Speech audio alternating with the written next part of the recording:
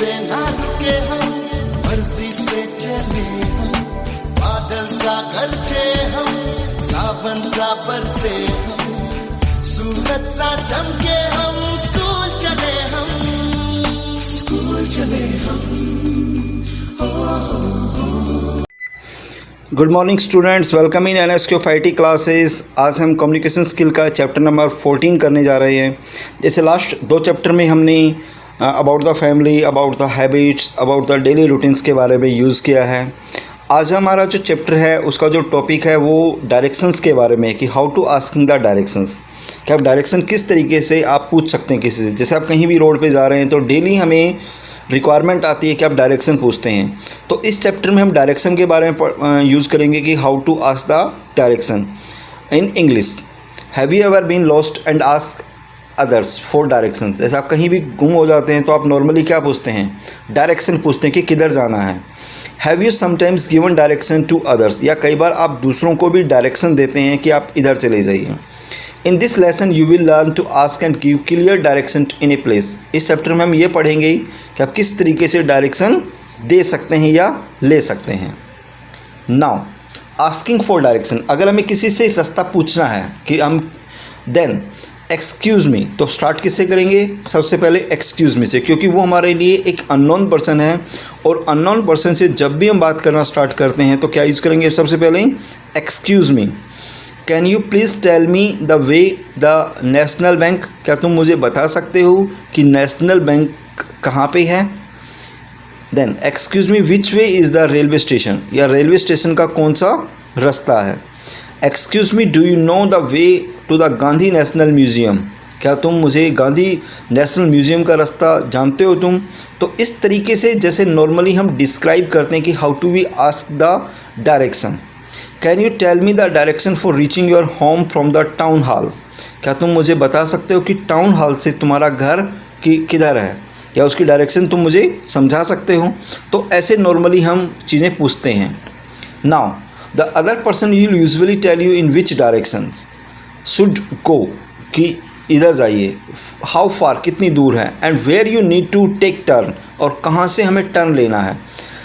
Some terms to given direction are shown, कुछ terms इस type से हैं जो नॉर्मली हम देखते हैं, left turn, right turn, U turn, go straight, go past, cross.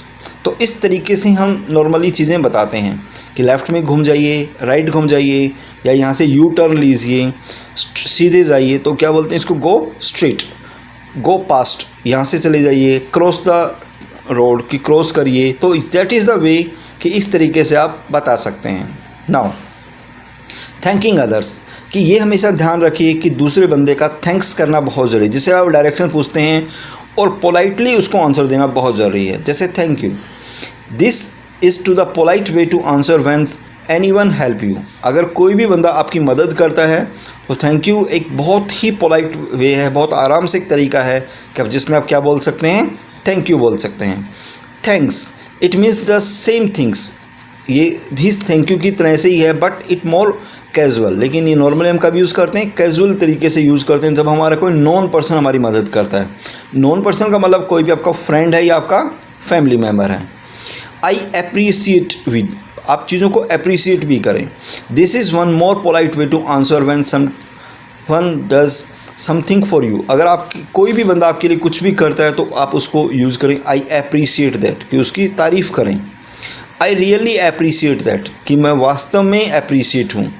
You can use this for someone who goes out there way to help you, जो मतलब आपकी हेल्प करने के लिए आगे आता है तो उसको आप इस टाइप से यूज़ कर सकते हैं, I really appreciate you.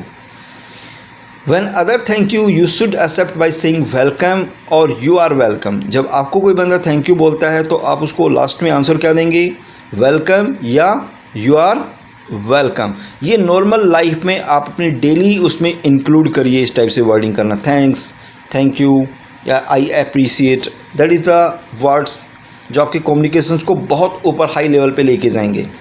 More about direction using landmark, किसी भी लैंडमार्क के बारे में अगर पूछना है कि कोई स्पेसिफिक जगह कहाँ पे है, जैसे it is very helpful if you are mention landmark. अगर आप लैंडमार्क का उसमें इंक्लूड कर देते हैं तो ये और भी ज़्यादा हेल्पफुल रहेगा। Place which are well known और ईजी टू लोकेट, यानी कुछ ऐसी जगहें होती हैं जिसको लोकेट करना इजी हो जाता है, जैसे कि रेलवे स्टेशन, बस स्टैंड या कोई मॉल हो गया, like a bus stand, lake, bridge, big office and schools etcetera. While giving direction, to give direction using the location of well known place. तो आप डायरेक्शन जब भी बताएं तो उसका आपको बहुत हेल्प करेगा जो वेल नोन प्लेस हैं। वी यूज़ लोकेशन और position words called pre position. जो वर्ड हम यूज़ करते हैं जगह के लिए उसको क्या बोलते हैं? प्री पोजिशन बोलते हैं। There are some other preposition which are use to show time, but in this lesson we practice using the positioning word. Some words are on, near to, opposite, in front of. मतलब ये कुछ word use करते हैं जो हम किसको use करते हैं? किसी भी एक स्पेसिफिक लैंडमार्क को यूज़ करते हैं। ऑन, नियर टू, किसी के नज़दीक हैं, अपोजिट हैं या इसके सामने हैं। देन जैसे ये चीज़ें हैं, डायरेक्शन ऑफ कॉस्मोस मॉल्स, जैसे मॉल के बारे में है। Cosmos mall is next to the post office. जैसे कॉस्मोस मॉल कहाँ पे है? से पोस्ट ऑफिस अगले उसमें है। ब्रिज रोड हो गया, पेट्रोल पंप है, ड्राई क्लीनर है। Cosmos mall is near the dry cleaner. जैसे कॉस्मोस मॉल कहाँ पे है? ड्राई क्लीनर जो है कॉस्मोस मॉल के नज़दीक है। तो इस टाइप से आप यूज़ कर सकते हैं। Now third one, Cosmos mall is the opposite of the petrol pump. Petrol pump के बिल्कुल अपोजिट है। तो इस तरीके से जो हम चीज़ें यूज़ करते हैं, तो ये हमारा आज का सेशन था जो चैप्टर नंबर कौन सा हो गया? बेसिकली 14। तो इन चीज़ों की आप प्रैक्टिस ज़रूर करें कि आप इनको किस टाइप से डिस्क्राइब कर सकते हैं डायरेक्शंस को, और उनको आप यूज़ करें। Okay students.